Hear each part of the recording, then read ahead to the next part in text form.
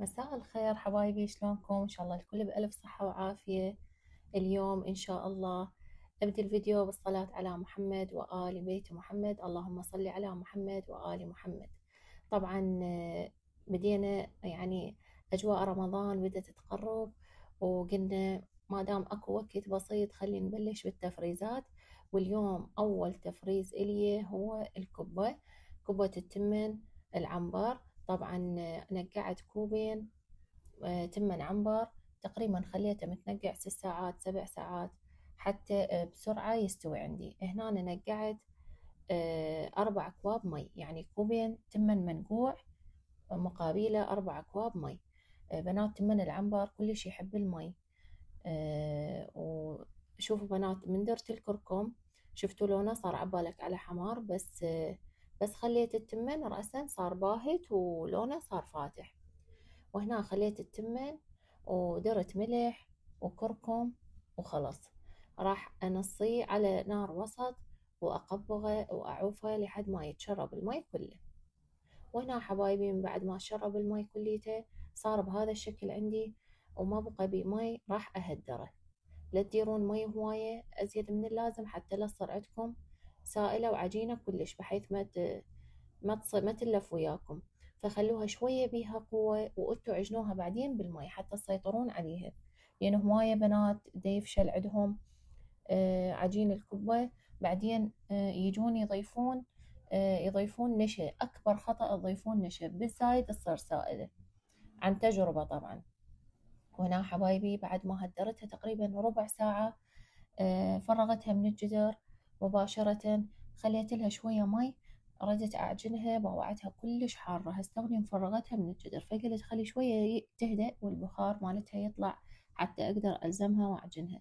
بس بصراحة كنت كلش مستعجلة وصايمة كنت، وتقريبا ما ظل على الأذان مال المغرب تقريبا هيك 10 دقايق ربع ساعة مو أزيد. وأني كل شي ما مسوية فطور طبعا، بس أني صايمة بالبيت. فقلت بسرعة بسرعة أحاول شلون ما كان أعجنها وأقلي لي كم كوباية على مود أفطر بيها. طبعا هنا فتحتها هيك مثل ما تشوفون حتى شوية يعني الحرارة مالتها تروح، وبخيتها مي وظليت شنو أعجن بيها بإيدي. هنا الحشو محضرته أني قبل بيوم، الحشو لحم مثروم حمسته ويا بصل وبهارات وكرفس. وهنا حبايبي من بعد ما عجنتها طبعا العجينة يحتاج لها يعني عجن محترم، بس أني قلت لكم مستعجلة وحارة كانت كلش العجينة، فشلون ما كان عجنتها. هي المفروض اللي عندها ماكينة بعد أحسن، بس أني كميتي كلش قليلة فما تستوجب يعني ماكينة. بس طبعا إذا أنتوا عندكم وقت عجنوها على قد ما تقدرون، كل ما تنعجن كل ما تعطي نتيجة أفضل.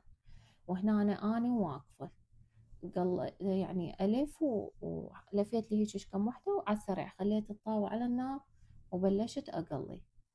لفيتها بشكلين مدور وطولاني. طبعا انتو شنو الأسهل إلكم سووه. أنا بصراحة الأسهل إلي وما ياخذ وقت بإيدي هو الطولاني، ما أعرف ليش، بس أنا عادي أسوي الشكلين و... والحجم طبعا اللي انتو تفضلوه، صغار كبار. طبعا أني يعني هذا يعتبر وسط، لا صغير ولا كبير. قليت من عنده للعشاء وعشيت الجهال، وأني فطرت وبعدين سويت وجبة الله الأبو الجهال والباقي فرسته.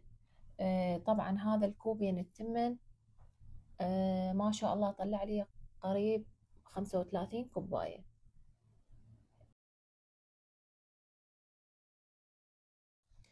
زين حبايب، أهم شي يكون الدهن حار كلش، ويعني كمية زينة مو قليلة.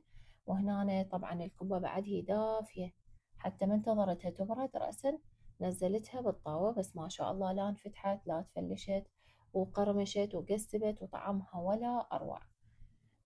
طبعا ما أخلي بوتيتا للتمن.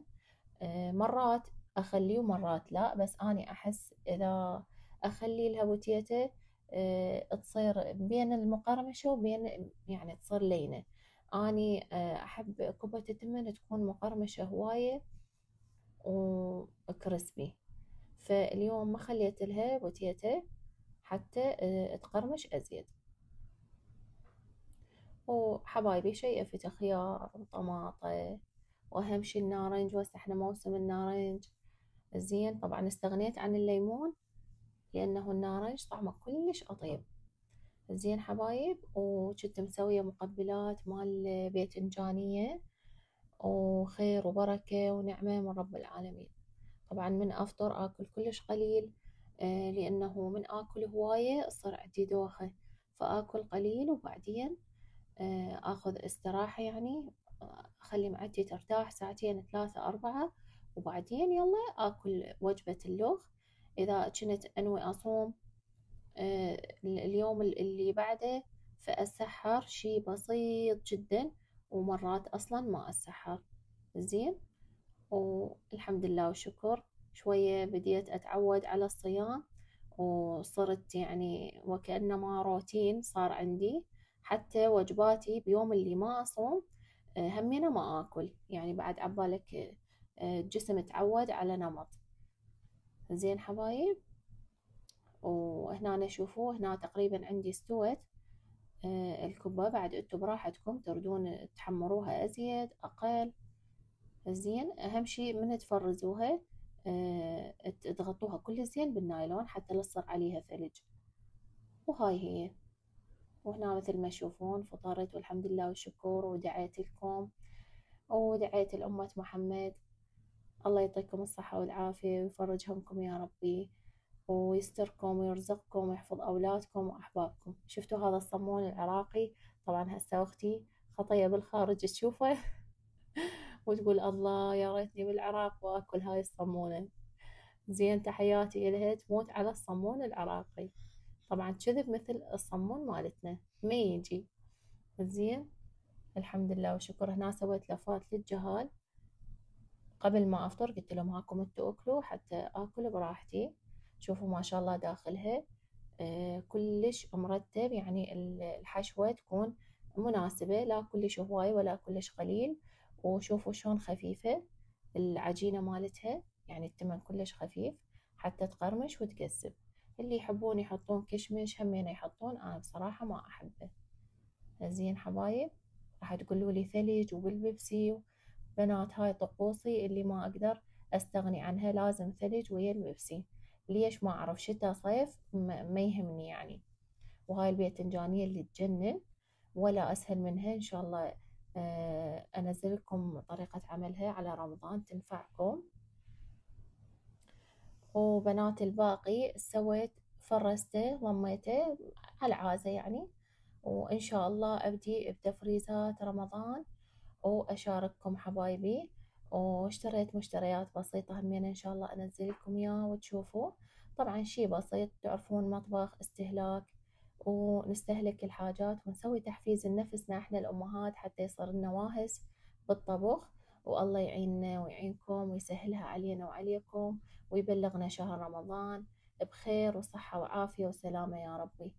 زين حبايب،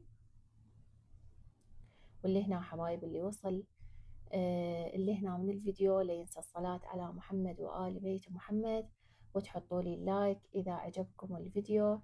واللي هنا حبايبي أقول لكم ألتقيكم بالفيديو القادم، وأنا أحبكم كلش هواية، ومع ألف سلامة.